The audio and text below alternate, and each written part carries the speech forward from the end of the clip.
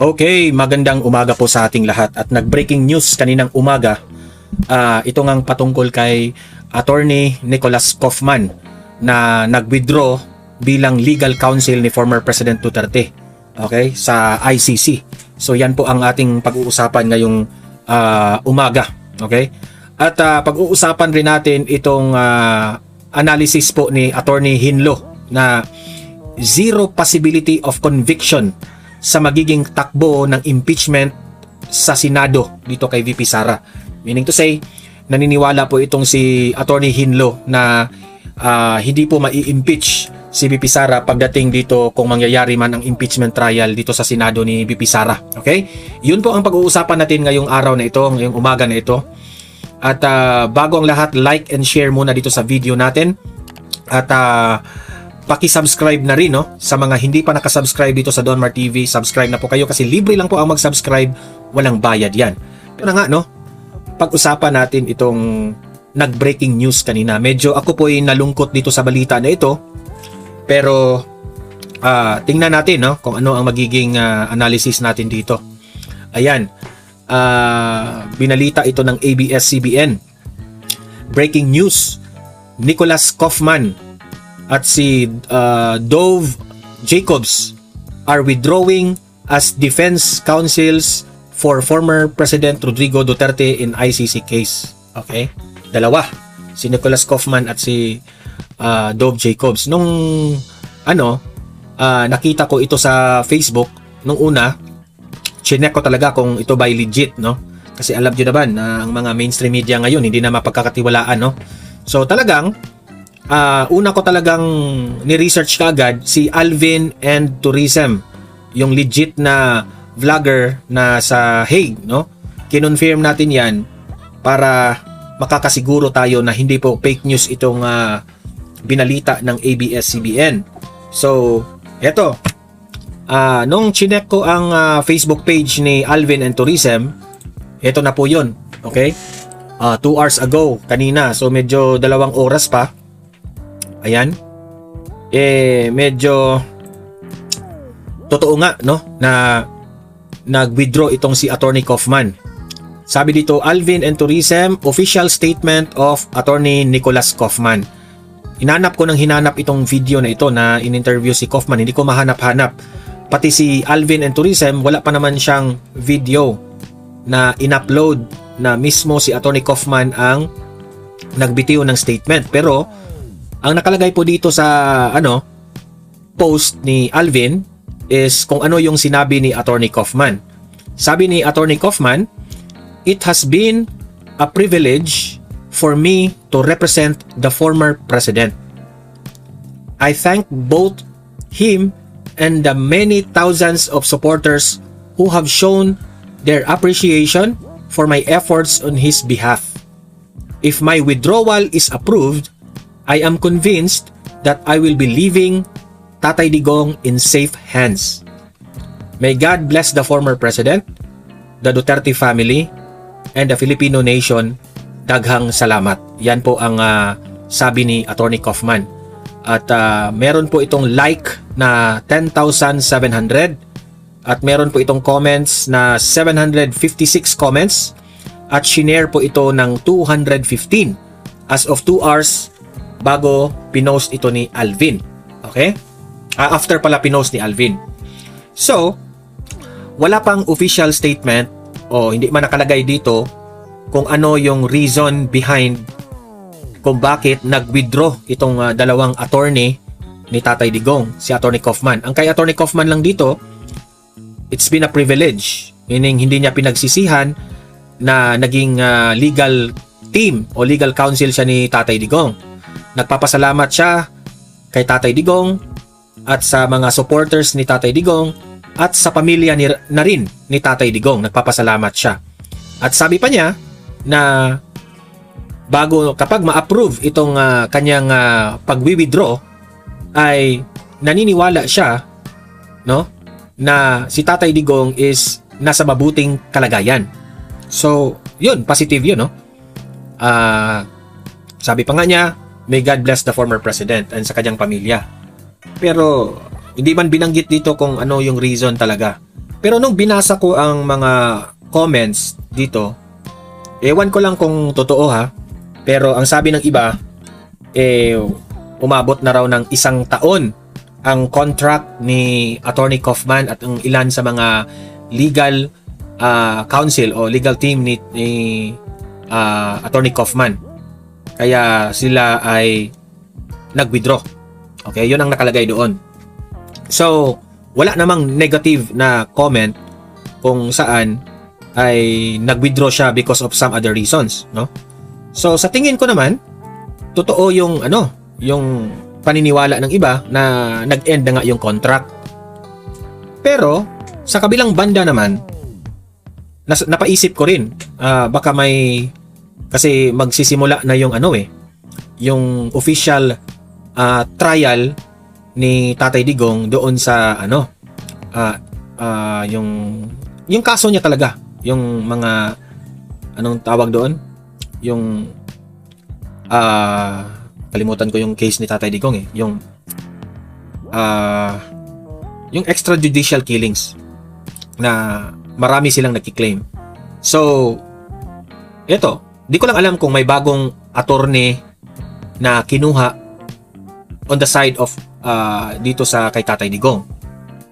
Kasi kung totoo na nag-expire na yung contract ni Attorney Kaufman, napaisip rin ako na pwede namang i-renew ang contract niya na legal counsel ni Tatay Digong. Pero hindi natin alam kung kaninong desisyon na palitan itong si Attorney Kaufman. At yan ba ay ikakabuti on the part of Tatay Digong? Or hindi natin alam kung desisyon ba ito ni former President Duterte? Kasi kung pagbabasihan mo yung last na statement ni Tatay Digong sa sinabi ni Attorney Kaufman, sabi ni Tatay Digong kay Attorney Kaufman, "You did a great job." Na in-appreciate pa nga ni Tatay Digong si Attorney Kaufman. So, di ko lang alam kung desisyon ba ito ni Tatay Digong? Desisyon ba ito ng pamilya ni Tatay Digong? Desisyon ba ito ni VP Sara? Di ko alam, okay? As of now. So, ako po'y nalulungkot sa totoo lang. Kasi, magaling naman si Attorney Kaufman. Marami pa ngang humahanga ni Attorney Kaufman nung last na niya, di ba? Yung last na speech niya doon sa ICC. Kung ano yung talagang nangyari kay Tatay Digong, no? Na niya yun, na ilatag niya yun sa korte. At nakikinig naman ang buong sambayan ng Pilipino doon. Saksi na nakakaiyak pa nga yung yung storya na yung speech ni Attorney Kaufman. So, ewan ko lang. If this is for the betterment of the upcoming case na sisimulan, mas mabuti.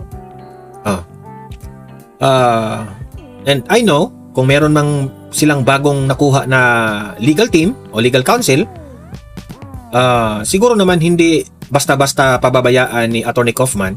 There will be a smooth transition from the previous legal counsel to the present legal counsel, no? So kung ano yung mga na-research at nasimulan ni Attorney Kaufman, siguro naman yan, no? Makakatulong yun ng transition na maibigay niya yung nalalaman ni Attorney Kaufman.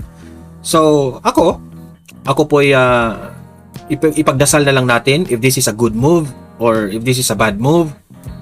Actually, I really don't know. No.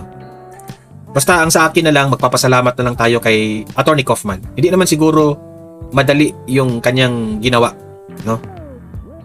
Imaginein mo, buong sambayan ng Pilipino nakatutok po sa trabaho ni Attorney Kaufman. Binabantayan siya kung paano niya tinutulungan si Tatay Digong, no? And talking about meron ring mga sabi-sabi na baka wala ng pera raw si Tatay Digong para pambayad kay Attorney Kaufman. Sa tingin ko naman hindi, no? Parang okay lang naman. Kasi naniniwala rin naman ako na marami namang mga grupo at mga dating mga kaibigan ni Tatay Digong na pwedeng tumulong sa kanya kung financial lang po ang pag-uusapan, di ba?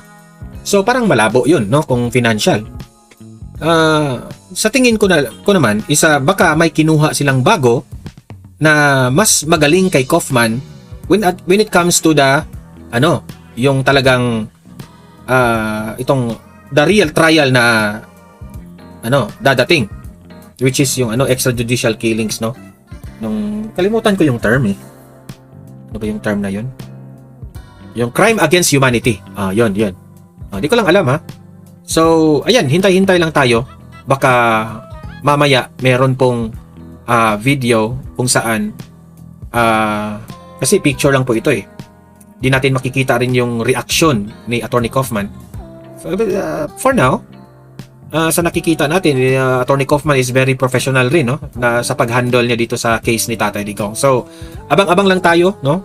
Ipag-pray natin si Attorney Kaufman, ipag-pray natin si Tatay Digong, at who knows, di ba? Anong mangyayari? Okay? So, for now, yun lang po ang update natin dyan patungkol dyan sa pag-withdraw ni Attorney Kaufman. Ngayon naman, pakikinggan po natin itong si Attorney Hinlo, no? Sa paniniwala ni analysis ni Attorney Hinlo na zero possibility of conviction sa magiging takbo ng impeachment sa Senado. Ito po, panoorin natin. The possibility of conviction is zero unless yung isa sa apat babaliktad or hindi na i-consider based on the fact na miyembro siya ng minority.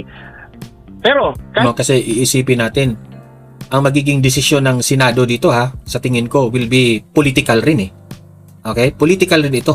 Bumaliktad. Kahit mapapatunayan ni VP Sara na wala siyang kasalanan, no? And I'm very confident na lahat naman 'yun ay paninira kay VP Sara. So confident akong mapapatunayan ito ni VP Sara na malinis siya. Pero kahit malinis si VP Sara, political pa rin ang mga magiging desisyon ng mga senador dito. Pero naman tayong narinig, Senator J.B. Ejercito, sabi niya generally doesn't like the impeachment. Sabi niya sa news. But he could also change his mind once he is sitting as a judge. Yung isa, sa strategist naman, nag-iisip, Senator Loren Legarda, kasi yung anak, nagkiklaim na DDS. But Senator Loren Legarda is an ally of President Marcos. Pero ako sa tingin ko, no, si Senator Loren Legarda, I think,